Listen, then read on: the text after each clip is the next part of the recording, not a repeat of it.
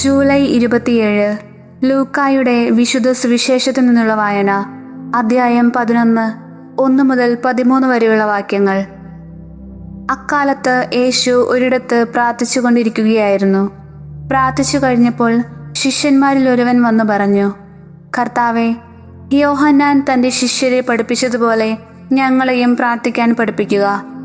അവൻ അരുളി ചെയ്തു, നിങ്ങൾ ഇങ്ങനെ പ്രാർത്ഥിക്കുവിൻ: പിതാവേ, അങ്ങയുടെ നാമം പൂജിതമാകണമേ, അങ്ങയുടെ രാജ്യം വരണമേ, അന്നന്ന് വേണ്ട ആഹാരം ഓരോ ദിവസവും ഞങ്ങൾക്ക് നൽകണമേ.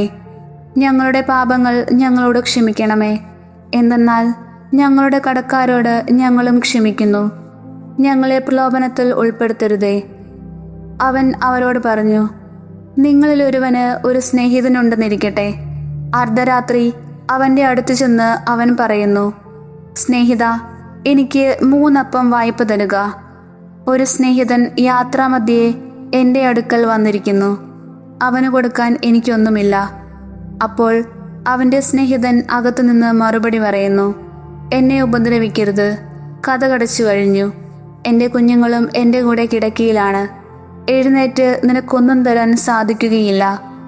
ഞാൻ നിങ്ങളോട് പറയുന്നു, അവൻ സ്നേഹിതനാണ് എന്നതിൻ്റെ പേരിൽ അവന് ഒന്നും കൊടുക്കുകയില്ലെങ്കിൽ തന്നെ നിർബന്ധം നിമിത്തം എഴുന്നേറ്റ് അവൻ വേണ്ടത് നൽകും.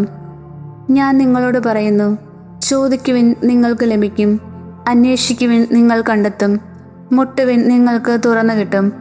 എന്തെന്നാൽ ചോദിക്കുന്ന ഏവനും ലഭിക്കുന്നു, അന്വേഷിക്കുന്നവൻ കണ്ടെത്തുന്നു, മുട്ടുന്നവന് തുറന്നു കിട്ടുകയും ചെയ്യുന്നു. നിങ്ങളിൽ ഏതൊരു പിതാവാണ് മകൻ മീൻ ചോദിച്ചാൽ പകരം പാമ്പിനെ കൊടുക്കുക, മുട്ട ചോദിച്ചാൽ പകരം തേളിനെ കൊടുക്കുക? മക്കൾക്ക് നല്ല ദാനങ്ങൾ നൽകാൻ ദുഷ്ടരായ നിങ്ങൾക്ക് അറിയാമെങ്കിൽ സ്വർഗസ്ഥനായ പിതാവ് തന്നോട് ചോദിക്കുന്നവർക്ക് എത്രയധികമായി പരിശുദ്ധാത്മാവിനെ നൽകുകയില്ല.